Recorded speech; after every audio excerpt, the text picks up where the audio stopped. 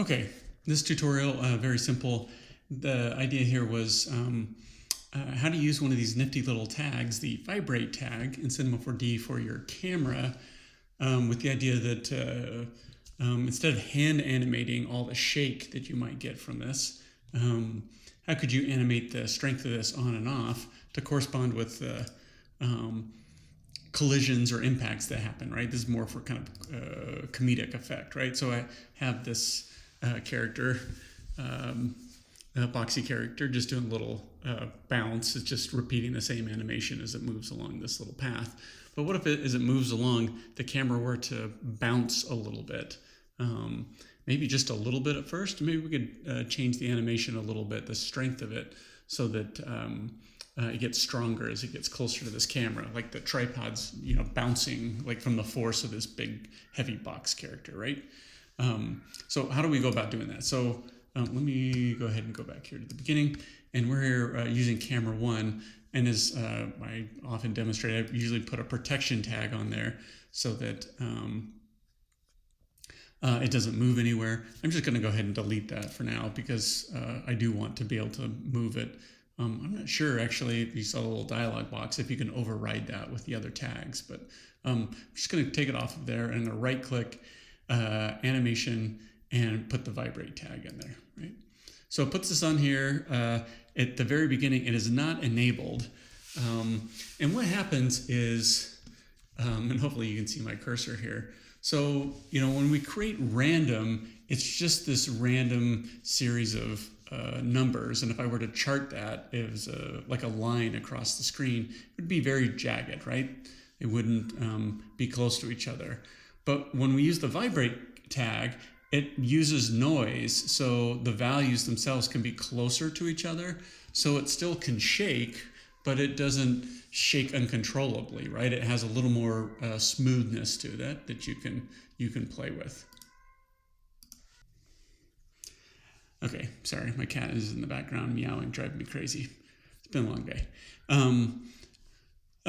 So that's important to keep in mind, that these values aren't random. It's a smooth random. It's basically a noise pattern where each value that's generated is similar to the one that came before it, kind of in a smooth way.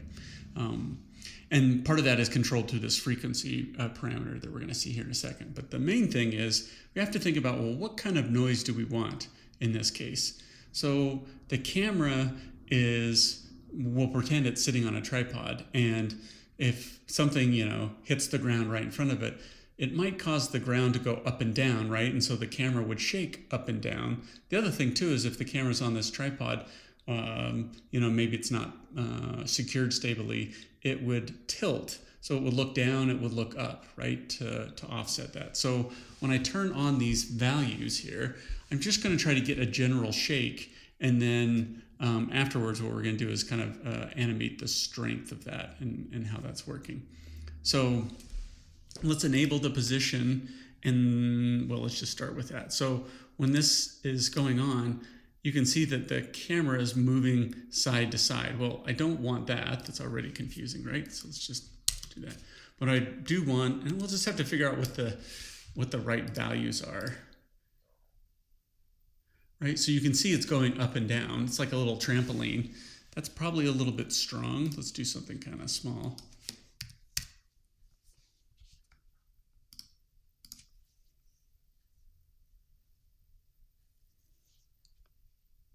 All right, so maybe a little bit more. I'm going to go with something like 15.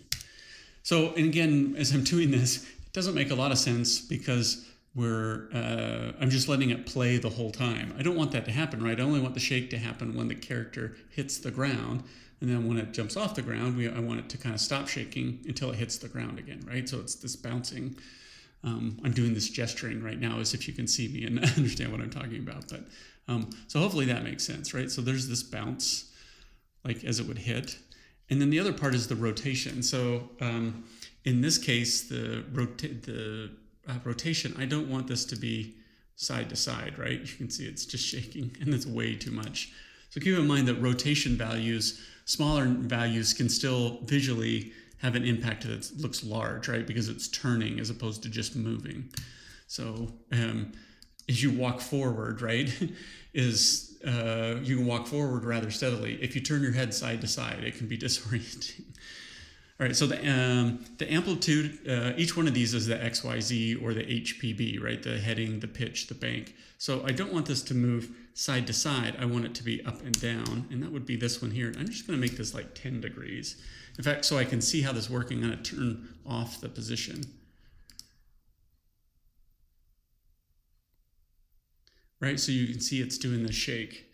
So the other thing to keep in mind is how strong that shake is. So that is all controlled with the frequency. So let's say 10, if this was going to be the frequency. Let's just see what happens here, right?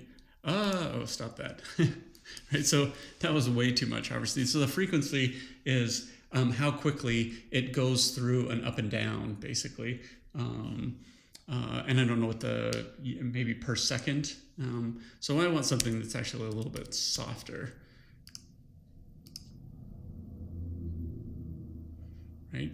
You can see that's way too soft, right? So maybe we'll just go back to 1.5. I just wanted you to see the extreme, right?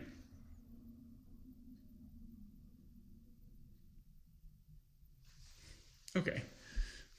So let's turn both of these on. In fact, let's turn off rotation. Let's just see if the frequency is okay for the position. I kind of felt like it was.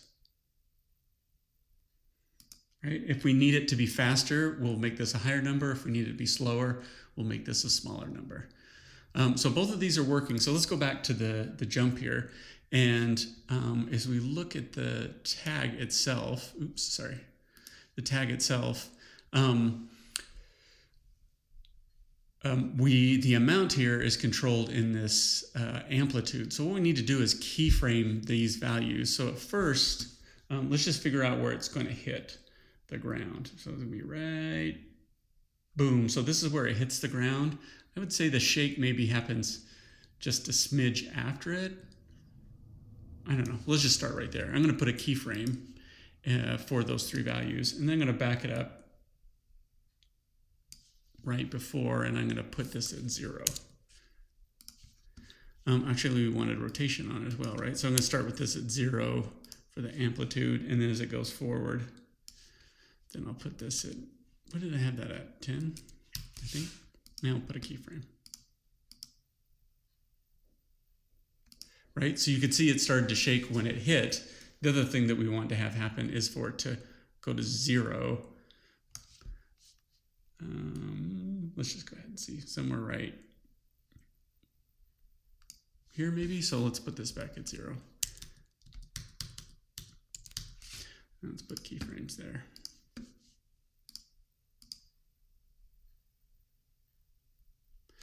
Right, so that was quite a bit, but we'll just leave it there. We're just going to do the same thing. So right now I have these keyframes, and when it's here in this squashed position, that's frame 30. I'm going to change my layout to make it a little bit easier.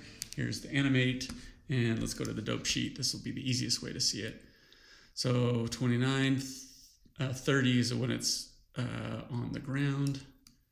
Oops, the line is spline. We don't want that one in there. We want to see this tag. Okay, so then here's the vibrate tag. Let's do it like this. Oops. Remove all objects, and I'll just put the vibrate tag so I can just see it, right? So right here, right as it's about to hit, and then when it goes in that compress, it turns on, and then it gradually turns itself off, right? I don't know, maybe what we'll do is take this frame here and duplicate it. Oops. So it stays on just for a little bit and then fades as it goes back up here. Right, so every time it's in this position, I want to have, I want it to repeat right there. So what we have is it's off, and this keyframe here is basically at 0, right? It has no intensity, and then it becomes on, it vibrates, and then it starts to unvibrate, right, as it goes through. And we can play with that amount. Maybe we make this go one more frame, right?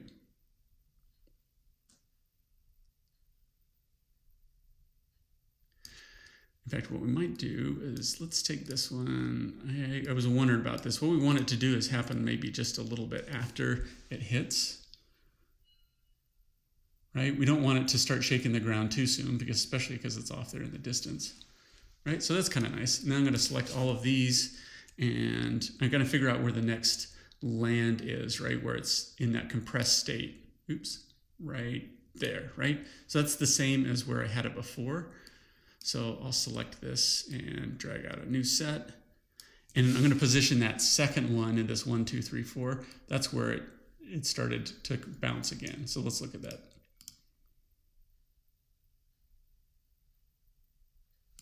Right. And because it's using noise, it's going to come up with slightly different values each time. So right, instead of animating this with keyframe, I want to be able to come up with something that has a little bit of variability to it for whatever reason. And I'm just going to go through every time this is in that compressed state right there. I'm going to duplicate and put that new one. And I'll put that on new one. And we'll do that one. And I'll do one more.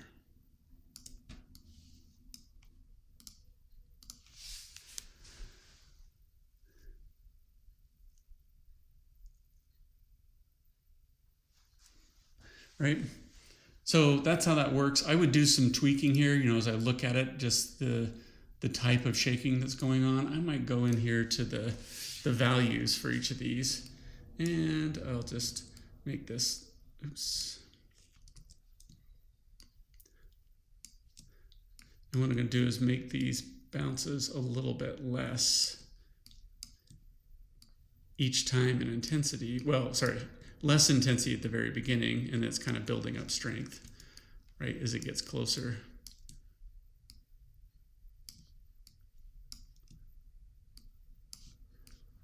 Maybe we'll use kind of like an exponential.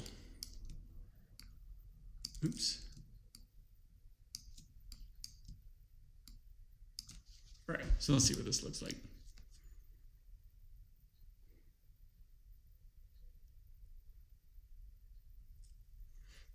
Right, and this seems to get a little crazy and maybe a little too much. But hopefully you're getting the idea. The other thing I want to mention here is we have a seed value, so we can change the amount of this as it's going along.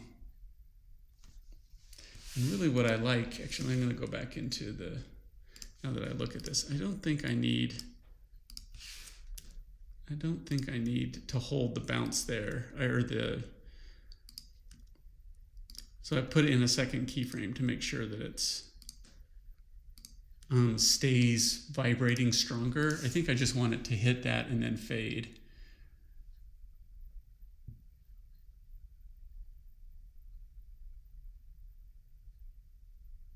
Right?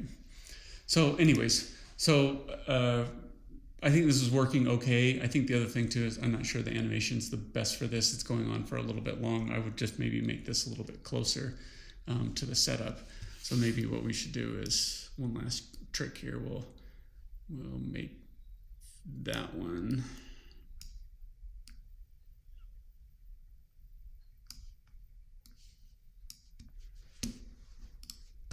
And let's just take these and make them smaller. Oops.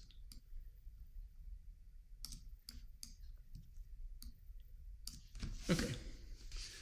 And what we might have to do is extend these out a little bit. Maybe it needs to shake just a little bit longer.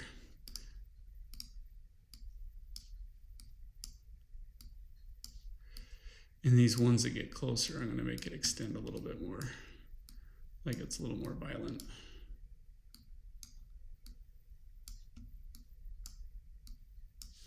I don't know.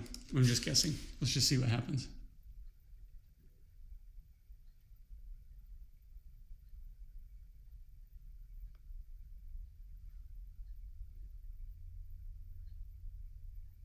Right? So that looks a little bit better to me, right? To kind of build up as we go along. Again, the whole thing here is that we're using this procedural little tag to help with this shake. Now, depending on what you're trying to do, maybe it would be better to hand animate all these little shakes in your scene. Maybe if it's, an object just hits the wall, you want to control how that shake works. But if you're doing something that's repeating itself quite a bit, or you need it to shake a lot, the Vibrate Tag can do a lot of interesting things for you. All right. Okay, 15 minutes. We'll call that good. Happy animating.